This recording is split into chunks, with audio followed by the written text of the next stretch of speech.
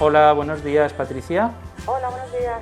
Dígame. Hola, mira, te llamo de la unidad de reproducción de Vista Hermosa. Ay, hola, bueno. Es para comentarte que acabamos de recibir el resultado de tu beta.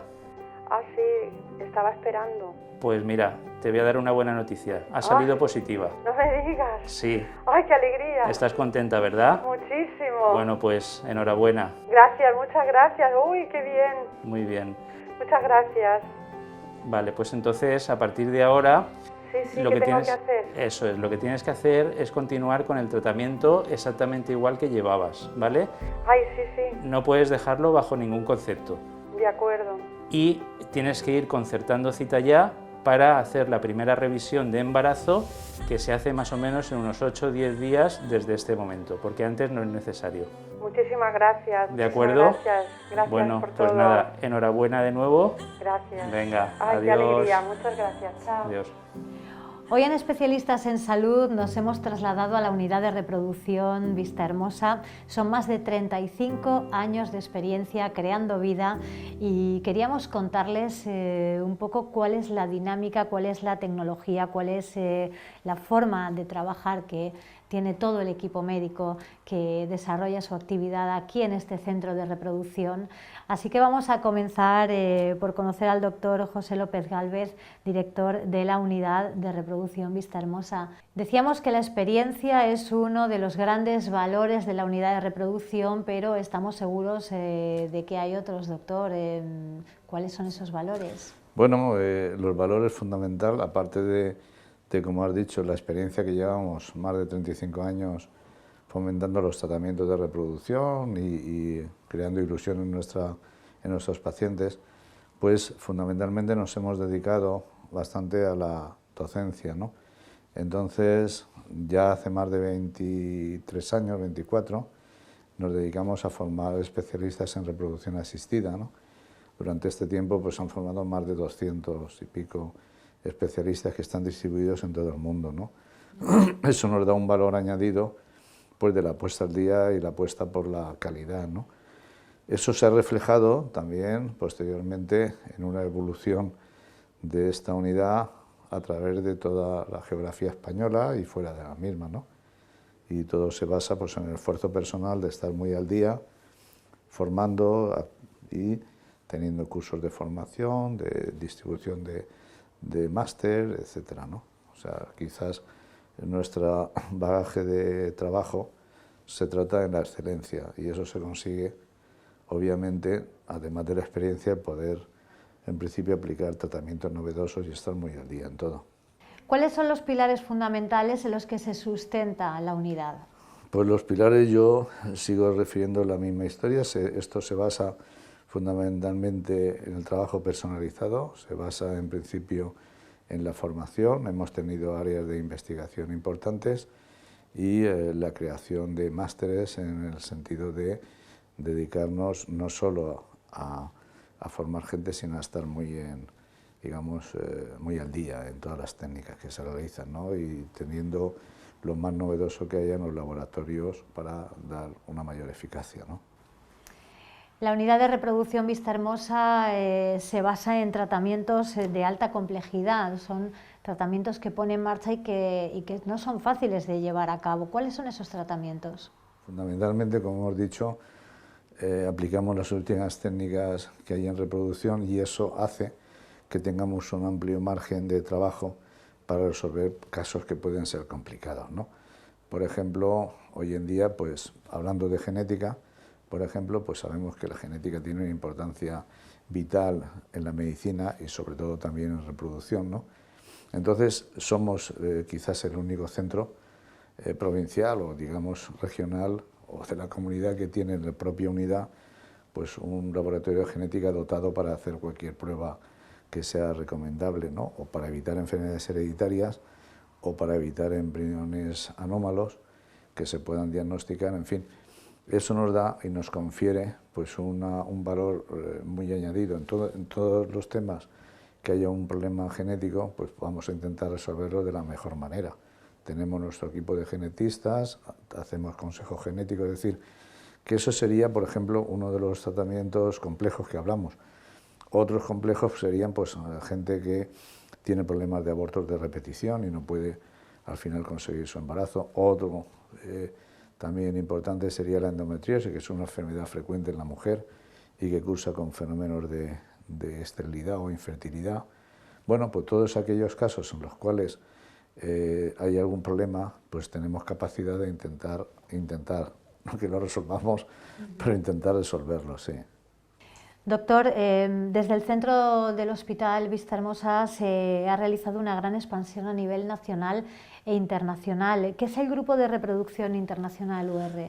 Bueno, todo forma parte de un grupo compacto, es decir, la idea mía era expandir el conocimiento, es decir, durante un tiempo uno se forma, durante otro tiempo ejerce la medicina o en la especialidad que sea, posteriormente en principio se implica más en una especialidad y luego intenta expandir el conocimiento, ¿no? Entonces para nosotros es un orgullo que desde aquí, desde esta unidad que es la casa madre del grupo, pues hayamos podido expandir el conocimiento a través de la formación, ¿no?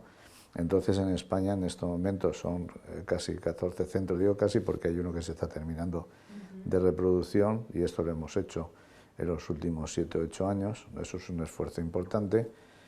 Luego tenemos centros fuera de España, pues tenemos centros en Hispanoamérica, en México, un centro grande en Ciudad de México, otro en Centroamérica que está en Managua. ¿Por qué Managua? Pues porque en principio es el centro y a una hora de viaje pues tiene todo Centroamérica, ¿no? Y tuvimos la lástima de uno que estábamos empezando a hacer ya y construir en el Sultanato de Omán, pues esto por desgracia el COVID se lo llevó por delante porque tuvimos que parar todo, se cerraron las fronteras y eso no sé si volveremos a intentarlo reactivar, ¿no? Pero todo se basa, por tanto, en la expansión del conocimiento con ánimo de que, por lo menos en principio, nos quede algo para futuro, que es la expansión del mismo, que yo pienso que es muy agradable y sobre todo pensar para un alicantino que estamos en todo el mundo, pues la verdad sería un esfuerzo importante y seguimos en esa línea, ¿no? Pues eso es todo, doctor. Muchísimas gracias.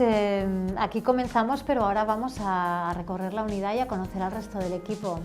Muchas gracias. Vale, muchas gracias a ustedes por estar aquí.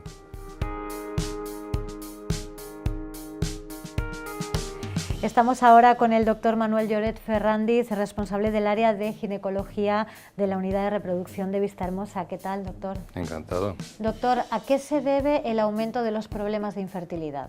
Bueno, es evidente que la fertilidad va en aumento desde hace ya bastantes años.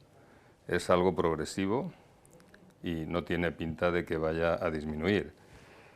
El problema fundamental, son dos, pero el fundamental es el retraso en el primer intento de búsqueda de embarazo por parte de la mujer. Esto condiciona enormemente los resultados y hace que sea más difícil conseguir la gestación. Hasta hace poco tiempo pues, la gestación se buscaba entre los 20 y 30 años, pero en los últimos 10-15 años hemos pasado a buscarla desde los 30 a los 40, pero bastante más cerca de los 40 que de los 30. La mujer no fabrica los óvulos durante toda la vida. El varón sí que tiene una producción espermática continuada, pero la mujer nace con una dotación predeterminada de ovocitos que dan lugar luego a los óvulos. Entonces, esa dotación, si se empieza a perder desde la edad de la menarquia, es decir, de cuando tiene la regla, va al final agotándose. Si se empieza a buscar el embarazo hacia los 20 años, evidentemente hay poco problema. Cuando llegamos a buscarlo hacia los 35, es posible que lo que le queden es un 10% de los ovocitos que tenía predeterminados en el nacimiento, que aproximadamente puede rondar los 400.000. Ese proceso de pérdida se va produciendo por las sucesivas ovulaciones y también por un fenómeno de envejecimiento y de atresia del ovario, que hace que esos ovocitos que estaban ahí esperando para ponerse en marcha ya se agoten.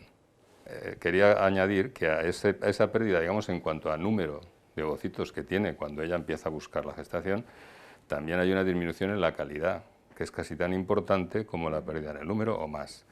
Porque con la edad también se producen más alteraciones en la meiosis de los ovocitos, es decir, en las divisiones que tienen que hacer para reducir a la mitad el número de sus cromosomas, y luego eso produce embriones que no son normales cromosómicamente, con el problema grave de que muchas veces no consiguen la implantación por esa anomalía, o mucho peor, que se implantan pueden dar lugar a anomalías cromosómicas.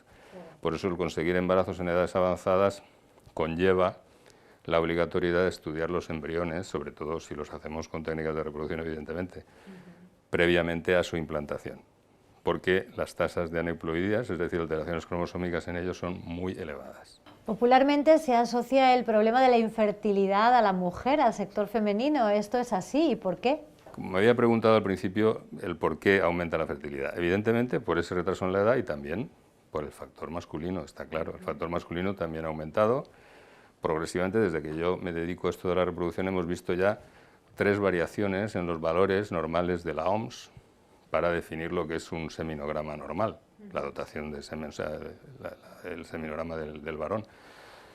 Esto se realiza en las maternidades solicitando a los varones, a los padres que acaban de tener un hijo, si mujer está ingresada, si pueden dar una muestra de semen. Es la única forma de tratar de testar a las personas fértiles, teóricamente, ¿no? Y entonces esto hace que unos estudios multinacionales súper bien diseñados damos una media de valores del semen. Y esto ha ido perdiendo con el tiempo más o menos a base de un 1% anual. Es decir, que en 40 años, pues imagínese lo que ha perdido la valoración de cantidad, morfología y, digamos, movilidad del semen del varón. Esas son las 2 causas principales del por qué aumenta la fertilidad. Y por supuesto que el varón ocupa una parte importante. ¿Qué pasa? Que toda la vida se ha atribuido la esterilidad a la mujer porque es ella la que queda o no queda embarazada. El varón estaba ahí al margen y, bueno, si no se quedaba embarazada, teóricamente era culpa de ella, pero esto ya se sabe desde hace mucho tiempo que es multifactorial. ¿Cuándo debe una pareja acudir a un estudio de fertilidad? ¿Cuál es el momento en el que tienen que tomar esa decisión?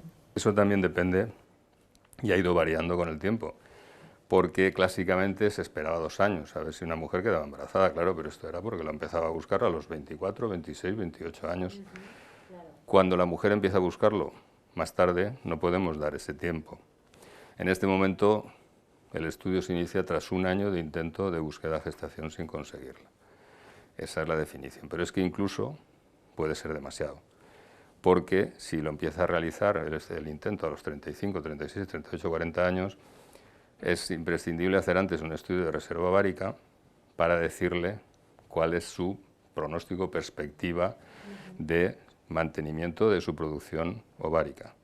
La reserva ovárica es un concepto que hemos definido los reproductólogos, los que nos dedicamos a la reproducción, para tratar de ver con un estudio muy sencillo, ecográfico, al principio del ciclo y una hormona que se basa sobre todo, un estudio hormonal, sobre todo basado en la antimuleriana, que nos dice si podemos tener ese periodo de espera o no, porque esa pérdida de capacidad de producir ovocitos maduros a veces disminuye muy rápidamente. Si tiene una reserva ovárica disminuida, pues tendremos que actuar de forma un poquito más acelerada en cuanto a buscar diagnósticos o tratamientos y demás. Bueno, doctor, pues muchísimas gracias por atendernos. Sabemos que tiene la consulta llena, así que doble favor por abrirnos las puertas hoy de este mundo que supone la reproducción y bueno, que en definitiva es crear vidas, es algo muy bonito. Muchas gracias. Pues nada, encantado de haberos atendido.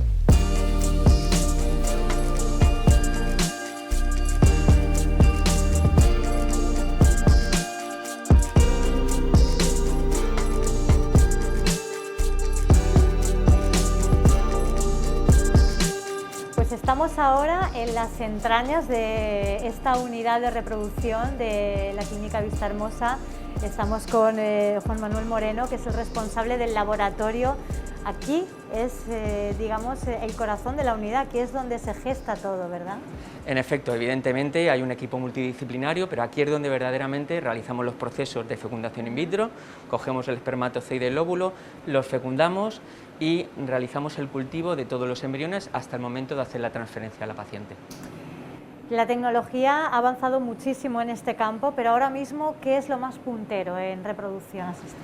Mira, viene que indicar que antes, en la incubación convencional, para el desarrollo de los embriones, solamente podíamos sacar los embriones al incubador una vez, devolverlos, anotar todo lo que veíamos en su morfología en ese momento puntual, y después, en base a eso, hacer la selección embrionaria para hacer la transferencia. ¿Qué ocurre ahora? Tenemos unos sistemas de time-lapse, son unos incubadores especiales que no necesitamos sacar el embrión del cultivo, con lo cual las condiciones ambientales se mantienen estables, el embrión se desarrolla con total normalidad y además ese incubador tiene la característica que va haciendo una foto cada 5 minutos, de manera que al final, al ponerlo todo eso, todas esas fotos a una velocidad adecuada, estamos viendo todo su desarrollo embrionario, nos está aportando muchísimo más con la cinética del embrión, ya no solamente con el caso puntual de la morfología, sino su comportamiento en el cultivo embrionario. Eso nos da muchísima más información para poder seleccionar los embriones, acortar los tiempos para que se quede la paciente embarazada. Imagino que los tiempos son importantes, ¿no?, para esas parejas que, bueno, o para esas mujeres o esos hombres que quieren tener un hijo. Pero, ¿qué otras tecnologías se aplican en el laboratorio? ¿Cuáles son, digamos, los otros procedimientos, los otros pasos importantes para que al final esa gestación llegue a buen fin? A ver, importantes para nosotros tenemos 3 básicas. Una es el Phenomatch. Estamos hablando de pacientes que necesiten pues, unas donantes de ovocitos o unas donantes de semen. Bueno, nosotros no solamente estudiamos al donante o a la donante con todas las pruebas genéticas que existen, sino también y además de las características fenotípicas, sino también lo que hacemos es la biometría facial, es decir, pensamos y buscamos la donante que más se parezca a los progenitores, de manera que además estamos dando un máximo más de calidad a nuestro proceso reproductivo y a todas las pacientes que vengan a querer quedarse embarazadas con nosotros. Tenemos un sistema de control de temperatura, de pH, de osmolaridad, o sea, todas las condiciones ambientales del laboratorio las tenemos perfectamente controladas y podemos saber la temperatura de todos los incubadores para mantenerlos en las condiciones adecuadas. Además, muy importante, todos los embriones, todos los gametos que tenemos congelados en los contenedores criobiológicos, si no se controlan sus temperaturas, puede ser que cuando vayamos a descongelar esas muestras se nos hayan muerto. Y eso es a consecuencia de que no han tenido la temperatura ni las condiciones adecuadas en su interior para poder mantener vivas esas células o esos embriones. Por eso damos muchísima importancia al control de todos esos parámetros importantísimos para el buen desarrollo del laboratorio. La ciencia nos permite ahora ser madres, bueno, pues cuando queremos y no en cualquier momento de nuestras vidas. Podemos elegir ese momento en el que ser madres.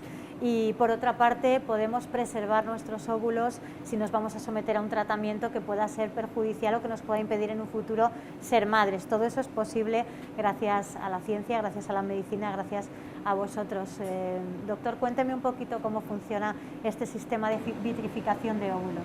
Pues en efecto, la vitrificación de óvulos consiste en parar, en cierto modo, la fertilidad de esa paciente en ese momento y posteriormente, cuando profesionalmente se encuentre adecuada, tenga la pareja adecuada o simplemente por razones sociales, pues determina que quiere postergar y posponer su maternidad. Pues nosotros lo que hacemos es estimular el ovario, sacar esos óvulos y vitrificarlos, que es mantenerlos a menos 196 grados, con lo cual su capacidad reproductiva y su fertilidad permanece intacta. Y estos procesos de vitrificación, al final, cuando los descongelamos y realizamos los procesos de fertilización in vitro, es tal cual los hubiésemos recogido en fresco, porque no merma su capacidad reproductiva ni su fertilidad. Es decir, que una mujer de 46 años puede utilizar un óvulo de cuando tenía 25 y que ese óvulo tenga precisamente esa edad, ¿no? Exactamente, pero no nos olvidemos que la edad de la mujer es lo más importante que existe en estos momentos, el factor de esterilidad más importante que existe en estos momentos en reproducción asistida, con lo cual aquella mujer que con 38 años que quiera hacerlo probablemente no tendrá las máximas garantías de éxito con este procedimiento. Lo que se trata es intentar que la mujer vitrifique esos ovulcitos antes de los 35 años. ¿Por qué? Porque posteriormente esa capacidad de fecundación o esa calidad ovocitaria va mermando con la edad. Por lo tanto, ese proceso es muy importante, pero siempre teniendo en cuenta desde el punto de vista de la edad. A partir de los 35 años, todos esos procesos pueden ocurrir, podemos realizarlo, pero no tendremos las garantías de éxito, que es lo que al final buscamos. Pues muchísimas gracias, doctor. Les dejamos aquí haciendo algo tan importante como crear vida. Pues muchísimas gracias.